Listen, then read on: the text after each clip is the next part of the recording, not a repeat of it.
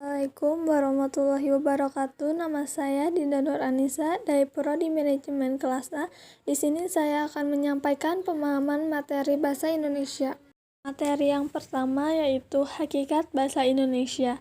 Sejarah bahasa Indonesia. Secara universal, bahasa dimaknai sebagai perilaku yang berbentuk ajaran manusia menggunakan bahasa untuk mempengaruhi pemikiran orang lain, baik untuk memahami atau menyepakati. Definisi bahasa. Bahasa merupakan sistem informasi yang mempergunakan simbol vokal atau bunyi ajaran yang bersifat arbitrter yang dapat diperkuat dengan gerakan badan yang nyata. Ciri bahasa diantaranya 1. Bahasa bermakna. 2. Bahasa itu konvensional dan universal. 3. Bahasa bersifat arbitrter. 4. Bahasa mempunyai variasi dan menjadi identitas penuturannya. Fungsi bahasa Indonesia sebagai bahasa nasional. 1. Lambang kebanggaan nasional. 2. Lambang identitas nasional. 3. Alat pemersatu keberagaman masyarakat. 4. Alat perhubungan antar budaya dan daerah. Sedangkan sebagai bahasa negara. 1. Bahasa resmi kenegaraan. 2. Bahasa pengantar resmi lembaga pendidikan. 3. Bahasa resmi dalam hubungan tingkat nasional. 4. Bahasa resmi dalam pengembangan budaya.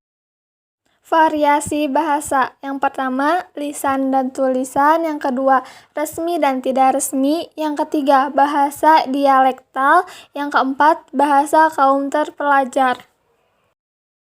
Materi yang kedua yaitu ejaan bahasa yang disempurnakan, yaitu tata bahasa yang ada dalam bahasa Indonesia yang mengatur penggunaan bahasa Indonesia dalam tulisan yang terdiri dari 1. Penulisan huruf kapital. Contoh, aku menulis cerita berjudul Laskar Pelangi.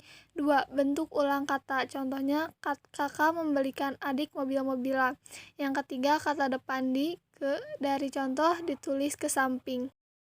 Tanda baca yaitu ada tanda titik, tanda koma, tanda titik koma, tanda titik dua, tanda hubung, tanda pisah, tanda tanya, tanda seru, tanda kurung, tanda garis miring, tanda petik, dan tanda penyingkat atau apostrop.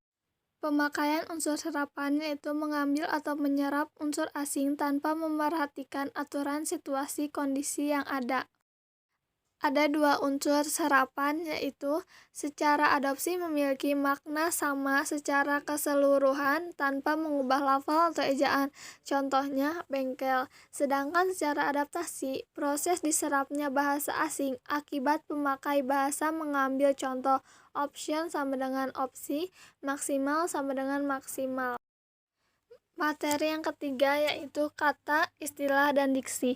Pengertian kata. Menurut sudut pandang fonologi, kata dapat dirumuskan sebagai bentuk lingual yang memiliki urutan fonem yang tetap. Urutan tetap di sini dimaknai tidak berubah.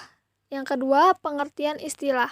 Istilah dapat diartikan sebagai kata atau gabungan kata yang memiliki makna khusus dan penggunaannya terbatas pada ranah kegiatan atau bidang keilmuan tertentu. Yang ketiga, pengertian diksi. Hasil dari upaya yang memiliki kata yang tepat dan cocok yang digunakan dalam situasi tertentu dalam satu aturan. Sumber kata. Yang pertama, bahasa Melayu. Ihwal tentang bahasa Indonesia berasal dari bahasa Melayu, sulit dinafikan karena sejumlah besar kosakata bahasa Indonesia berasal dari bahasa Melayu. Yang kedua, bahasa daerah atau serumpun. Sebagian kosakata bahasa Indonesia yang berasal dari bahasa-bahasa Nusantara adalah anjang sana, busana, ijon, surau, santai, nyeri, gunjing, gambut, pugar, sanjung, wadah, lugas, mapan, bobot, boyong, awet, ampuh, dan ambias. Yang ketiga, bahasa Sanskerta. Masuknya bersamaan dengan masa berlangsungnya penyebaran agama dan berdirinya kerajaan-kerajaan Hindu di Nusantara, contoh Aksi, Adipati, dan Arca. Yang keempat, bahasa Arab, Persia, dan Tamil. Masuknya berupa kosakata dari bahasa-bahasa ini terjadi pada masa datangnya pedagang-pedagang mereka yang sambil berdagang sekaligus melakukan penyebaran. Contoh, berkah, anggur, dan kuil. Yang kelima, bahasa Cina, Latin, dan Itali. Kosakata Cina seperti capcay, bakso, tauge, siomay, tahu. Kosakata Latin modus, agenda, data, alumni, aqua curriculum. Kosakata Itali mozaik, tempo, sopran, saldo, dan moto. Yang keenam, bahasa Belanda, Inggris, dan Portugis. Kehadiran orang Eropa yang lama di era penjajahan berpengaruh besar terhadap kondisi sosial budaya kita.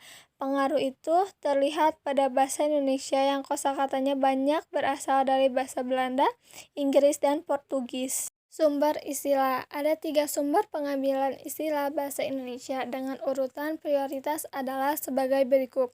1. Bahasa Indonesia atau Melayu. Contohnya tunanetra, pramuniaga, murni, dan lain-lain. Yang kedua, bahasa-bahasa daerah serumpun. Contohnya mudik, pondok, anjang sana, dan lain-lain. Yang ketiga, bahasa asing. Contohnya presiden, sistem, riset, dan lain-lain. Syarat memilih diksi. Makna denotatif adalah makna leksikal yang dapat diketahui melalui kamus, sedangkan makna konotatif adalah makna yang disesuaikan dengan situasi dan kondisi yang dikaitkan dengan subjektivitas. Materi yang keempat yaitu kalimat. Sugiono menjelaskan bahwa sebuah pernyataan lisan atau tulis dapat dikategorikan sebagai kalimat bila mempunyai 2 persyaratan pokok. Persyaratan pokok tersebut adalah unsur predikat dan permutasi atau perubahan urutan unsur kalimat. Unsur-unsur kalimat. Yang pertama ada subjek, 2 predikat, 3 objek, 4 pelengkap, dan 5 keterangan. Kalimat dalam bentuk lisan ditandai dengan intonasi, pelafalan, jeda, dan tekanan. Jika kalimat dalam bentuk tulisan, kalimat dimulai dengan huruf kapital dan diakhiri titik, tanda baca seru, atau tanda tanya. Ciri-ciri kalimat. Yang pertama, kalimat merupakan satu kesatuan gramatikal bahasa yang memiliki fenom dan morfem. Yang kedua, dapat berdiri sendiri untuk mewakili gagasan penulis atau pembicara. Yang ketiga, mempunyai pola intonasi akhir dalam bentuk lisan. Yang keempat, adanya tanda baca dalam sebuah kalimat dalam bentuk tulis. Itu saja pembahasan yang bisa saya sampaikan. Wassalamualaikum warahmatullahi wabarakatuh.